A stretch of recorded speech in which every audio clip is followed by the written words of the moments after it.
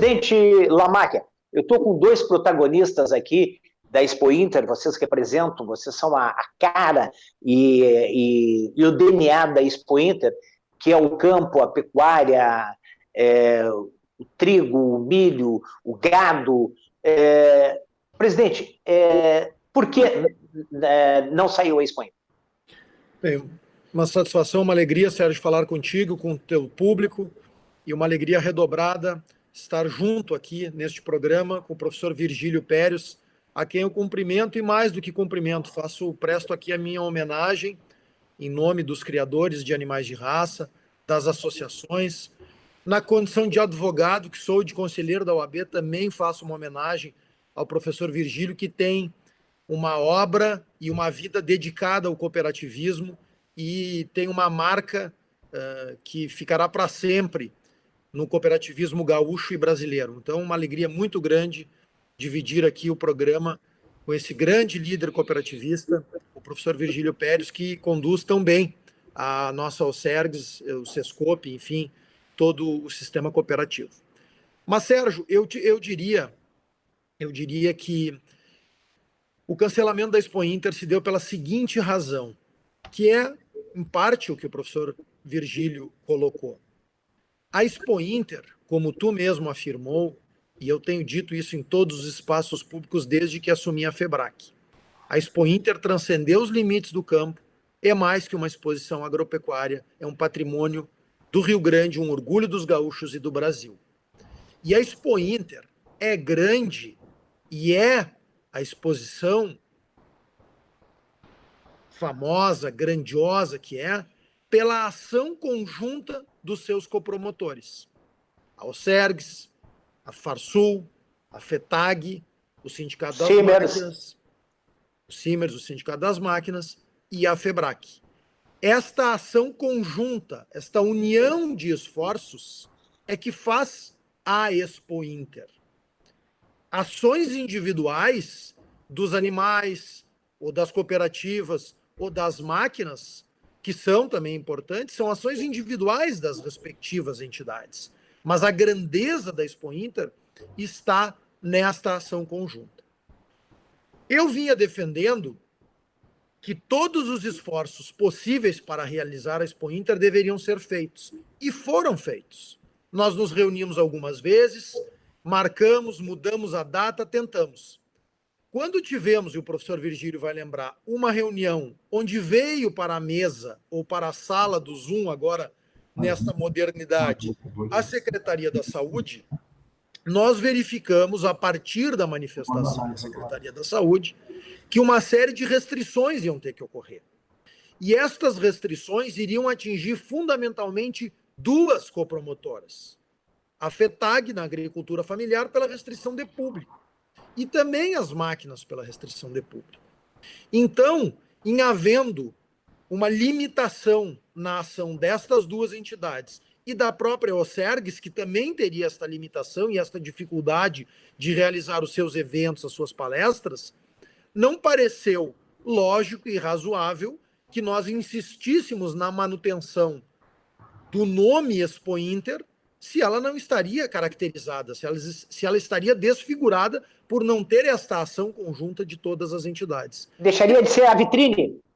Ela deixaria de ser esta ação conjunta, este grupo de ações das cooperativas, das máquinas, da agricultura familiar, dos animais, dos eventos, do público. Porque a Expo Inter também tem esta relação de integração do campo e da cidade. A ausência do público da cidade também a descaracteriza e a desfigura. Então, por estas razões, somadas aqui, o professor Virgílio externou mais especificamente em relação ao caso da OCERGS, é que nós optamos pelo cancelamento. E eu deixei claro na reunião, e acho que é importante dizer isso para o teu público, Sérgio, eu deixei claro na reunião, e constou expressamente, inclusive na nota, foi consenso nosso, que ficaria resguardada a possibilidade de nós, neste mesmo período de 26/9 a 4/10, agora, 26 de setembro a 4 de outubro, nós fazermos uma exposição de animais. Por quê? Porque as associações de criadores, elas não podem perder uma geração de animais de genética. O touro que vai ser grande campeão esse ano não é o touro que vai ser grande campeão ano que vem, Por quê? Porque a pecuária respeita um ciclo biológico. O touro muda de idade e muda de categoria. Então, nós perderíamos uma geração de animais de genética. Portanto, nós vamos, sim, realizar naquele período que estava destinado à Expo Inter, e eu já estou em contato com o secretário Covatti, já fizemos uma reunião para isso, visando a organização deste evento, um evento que será virtual. Nós teremos muito pouca gente dentro do parque, apenas os envolvidos, proprietários de animais, tratadores, jurados e o staff mínimo. E vamos repetir essa última estratégia aí, virtual, então, vamos repetir para o telespectador. Teremos, no mesmo período que estava destinado à Expo Inter, 26 de setembro a 4 de outubro, uma exposição de animais no Parque Assis Brasil, que será virtual. O que é uma exposição virtual? Teremos o mínimo staff possível dentro do parque, cumprindo rigorosos protocolos, e este protocolo, quem está nos alcançando é a Associação Brasileira dos Criadores de Cavalo Crioulo. Este protocolo foi desenvolvido junto à Santa Casa de Misericórdia, um protocolo que prevê distanciamento, medição de temperatura, uso de máscara, enfim, uma série de cuidados, higienização dos locais. Nós vamos fazer esse evento todo em local aberto, os julgamentos e as transmissões tudo em locais abertos, e vamos com isso transmitir por meio das redes sociais, das associações, Facebook, Instagram, canal no YouTube, por meio do site da Expo Inter. O governo do estado está estudando outras estratégias de comunicação para que nós possamos atingir o Rio Grande, o Brasil e o mundo inteiro, mostrando o que de melhor a pecuária gaúcha tem. Então, é uma solução que nós encontramos para não prejudicar os criadores de animais em função deste cancelamento, como disse o meu querido presidente Virgílio, este cancelamento que foi correto, porque não tínhamos como, de fato, fazer a Expo Inter na sua concepção, que é uma exposição com a ação de todos. Acho que é o ano da resiliência aí para todos, e para o Rio Grande, para os gaúchos. Vamos traduzir isso aí, nervos de aço. Nervos de aço. Muita força, muita fé, muita coragem temos que ter. Eu acho que o cenário do Rio Grande do Sul, sem dúvida nenhuma, a tua pergunta, se teremos uma recessão, claro, acho que teremos. Eu acho que teremos uma crise econômica forte. Mas o agro está passando um pouco separado deste contexto. A margem um pouco à margem. Um pouco à margem desse contexto de crise. Por quê? Porque o agro não parou, esse é o primeiro aspecto, né? Foi uma das atividades que não parou e que não pode efetivamente parar, seja pela sua essencialidade, no que tange à agricultura, seja pelo ciclo biológico da pecuária. Não tem como parar a pecuária. Os animais exigem cuidados diários na criação. Então, é uma atividade que ela realmente não tem como parar. Aliás, faço um parênteses aqui para saudar, cumprimentar, registrar este trabalho incansável de mulheres e homens do campo que acordam de madrugada, no tempo, na chuva, no frio polar, no calor escaldante, todos os dias, não tem finais de semana, visando atender a criação, a pecuária e botar um alimento de qualidade na mesa, nas nossas mesas, na mesa do consumidor. O Brasil hoje, Sérgio, para tu teres ideia, alimenta 1,5 bilhão de pessoas. Então são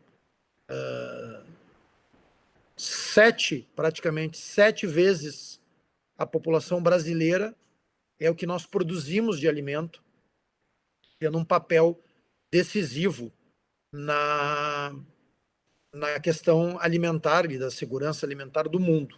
O Brasil que informação hoje... essa, hein, presidente? Nos orgulhas como gaúcho, hein? Sem dúvida. O Brasil hoje é um dos principais players e nós, gaúchos, temos um papel decisivo nisso também, porque nós, além de nós termos ido para o Brasil inteiro, né, distribuído gaúchos em todo o território brasileiro, e esses gaúchos implantaram em vários estados da Federação Agricultura e Pecuária a partir das nossas experiências, porque o Rio Grande já foi o celeiro, efetivamente, do Brasil mas ainda tem uma contribuição decisiva. Então, o agro... Lembrando aqui, en passant, lembrando aqui, o presidente Esperotto, ele sempre, nos seus discursos, falava que o Rio Grande do Sul era um grande celeiro para o mundo, né? De mão de obra, de empreendedorismo, né? E dizia mais, o nosso saudoso e querido Carlos Rivassi Esperotto, ele dizia que o Rio Grande tinha que cobrar royalties dos outros estados por ter exportado gaúchos e esses estados terem tanto sucesso hoje, como é o caso, por exemplo, de Goiás, Mato Grosso do Sul, que tem produções agropecuárias muito importantes, fruto de gaúchos que lá chegaram e que implantaram, então, essas sistemáticas, tanto de agricultura quanto de pecuária. O próprio Paraguai, aqui ao nosso lado, aqui, os gaúchos salvaram o Paraguai. O Paraguai tem uma situação boa hoje, um bom país, está dando várias demonstrações no que tange a segurança jurídica, no que tange a segurança pública, um governo que tem mostrado seriedade no trato das coisas, e muitas empresas estão indo para o Paraguai, e o Paraguai realmente está tentando retomar, porque o Paraguai já foi, num passado bem distante, antes da guerra, que dizimou praticamente o Paraguai, na Guerra do Paraguai, em 1865, o Paraguai era uma grande potência na América, e agora, com passos largos, retoma um protagonismo importante aí, esse nosso país vizinho, que é o Paraguai. Assim como o Uruguai também teve uma alteração importante, né? O Uruguai vem sofrendo há 15 anos com governos que não acertaram nas suas políticas, sobretudo no que tange a política de segurança pública, entre outros equívocos, a meu juízo. O Uruguai sofreu muito nesses últimos 15 anos, em virtude de políticas equivocadas de governos da chamada Frente Ampla, e agora tem um jovem que parece, pelos primeiros passos que deu, realmente também retomar muitos aspectos aí importantes que o Uruguai também já teve o seu destaque em nível mundial e em nível de América, e o presidente Lacalle Pou parece encaminhar o Uruguai para uma retomada também.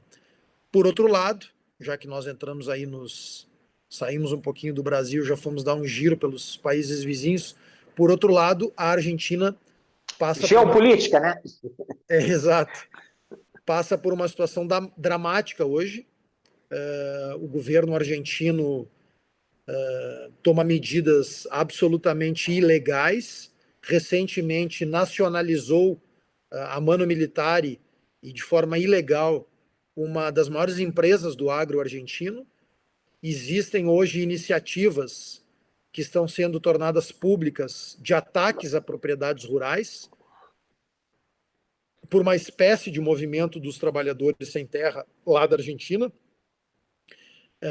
Tem um líder ligado a ex-presidente Cristina Kirchner, que está sendo investigado, mas que, segundo dizem as fontes, ele seria o coordenador desses ataques que matam animais, que rompem silos bag, aqueles silos que ficam soltos no campo, armazenando grãos.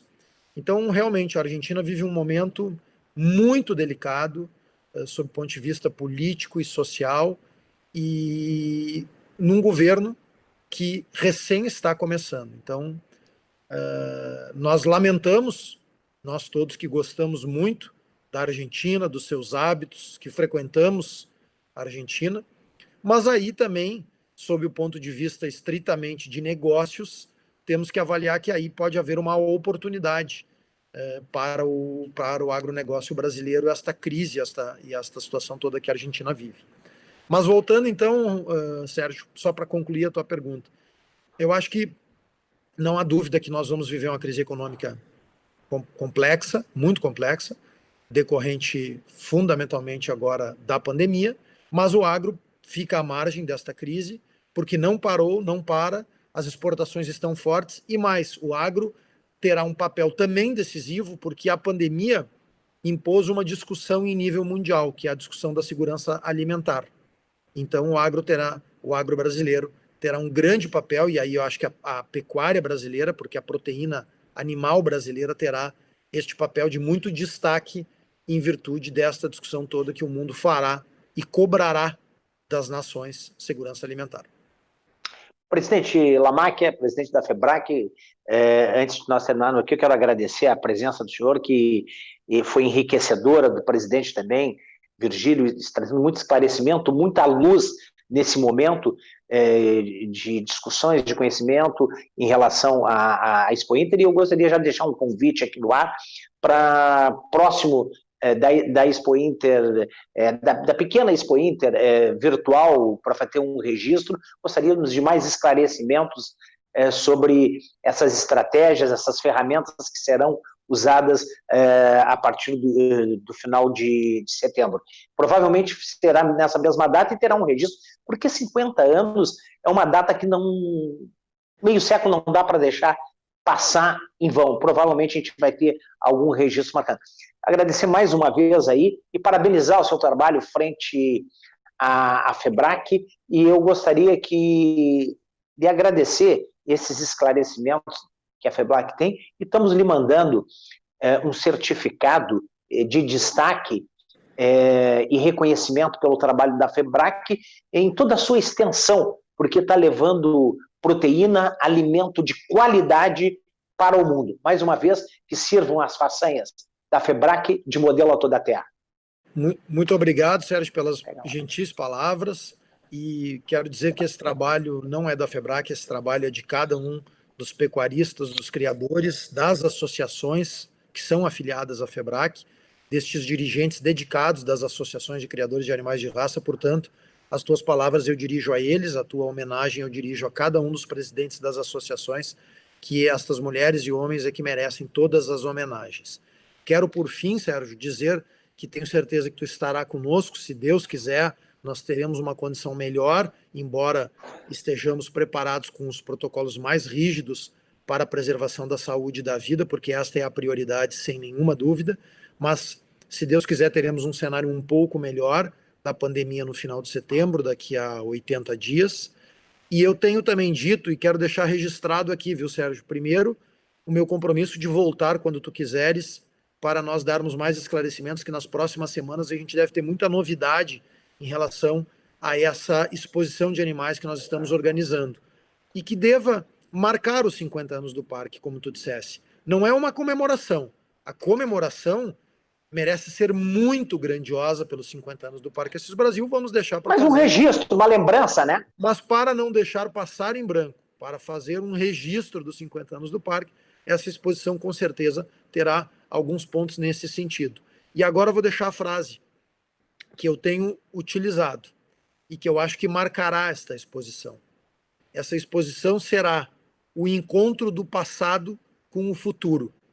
Nós teremos nesta exposição lembranças do que foi a origem da Expo Inter, que foi a exposição de animais do Menino Deus, realizada há 50, 60, 70 anos atrás, e teremos uma exposição altamente tecnológica sendo transmitida. Que começou na Redenção, né? Ali em frente ao Colégio Militar, não é isso? Depois se não me falha a memória. Depois foi para o Menino Deus.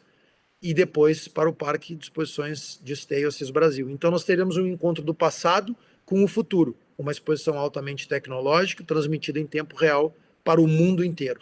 Acho que será esse o resumo do que vamos tentar fazer.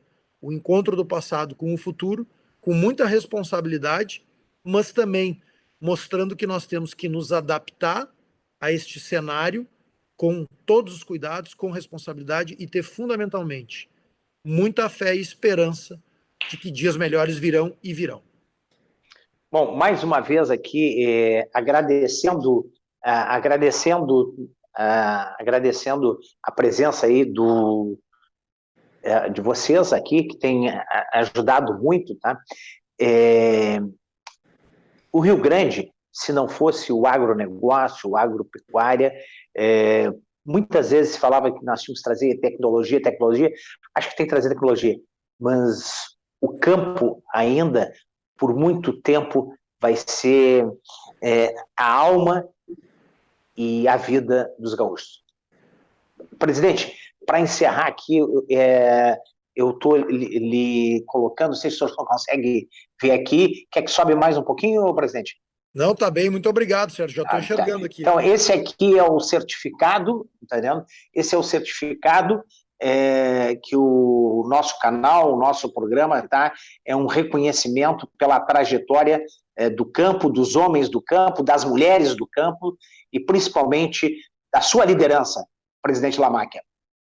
Vida longa. Muito obrigado, Sérgio. Um grande abraço para ti e para os telespectadores e podem contar sempre conosco. Muito obrigado pela homenagem e pela entrevista.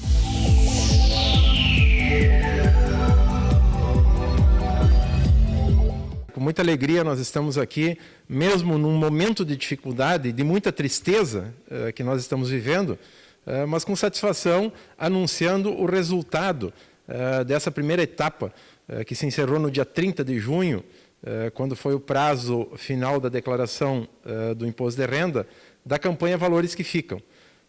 Alcançamos juntos, pela mobilização, pelo trabalho, pelo empenho, quase 16 milhões de reais destinados ao Fundo da Criança e do Adolescente e ao Fundo do Idoso.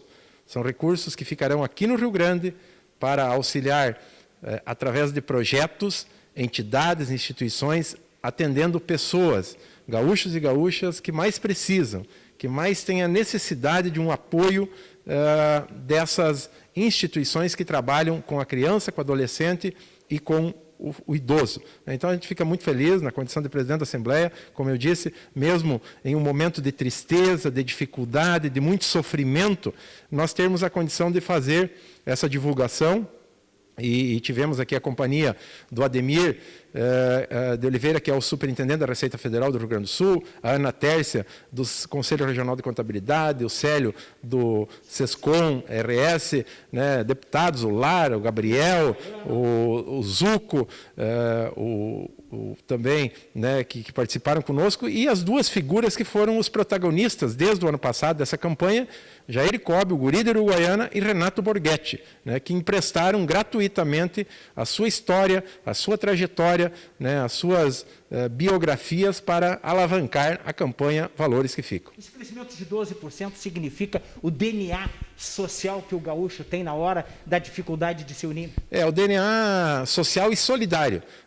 Nós até chegamos a um determinado momento a imaginar que poderíamos reduzir os valores, porque é um ano atípico, a crise é muito grande, né? E nessa campanha, aquelas pessoas que têm imposto a restituir, eles precisam depositar antecipadamente o valor e depois eles terão esse valor restituído, né? Porque você não... ninguém perde nada em destinando.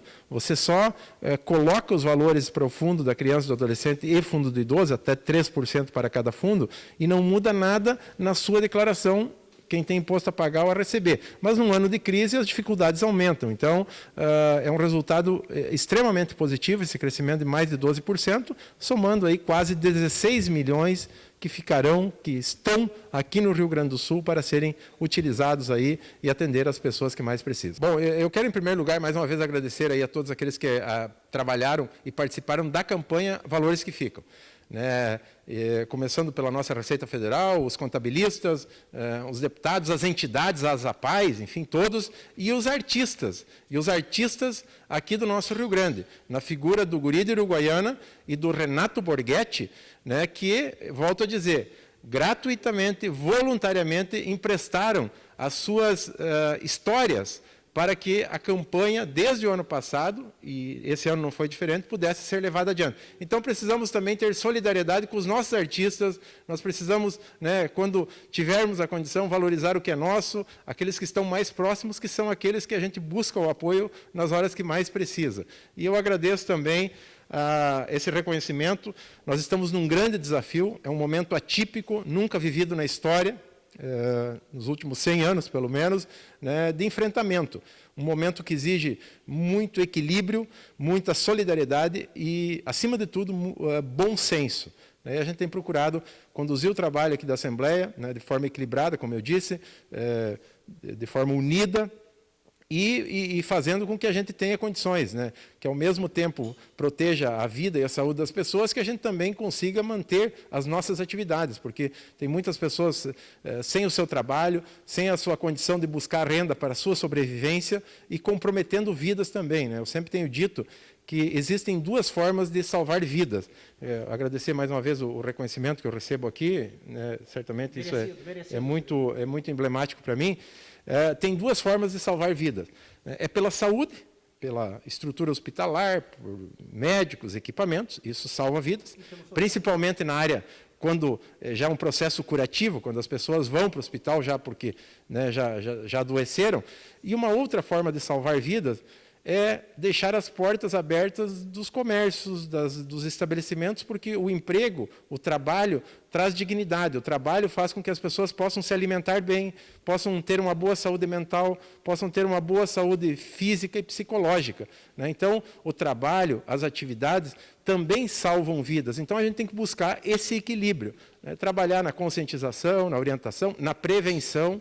Temos que usar tudo aquilo que é possível para prevenir, para antecipar, para evitar que as pessoas cheguem nos hospitais. Eu acho que isso é fundamental, né? Então, a gente buscar esse equilíbrio e fazer com que a gente saia desse momento mais fortes, com menos, né, impactos aí na vida e na saúde das pessoas, assim como também nos nossos setores produtivos, do comércio, da indústria, dos serviços, que estão altamente afetados com esse momento.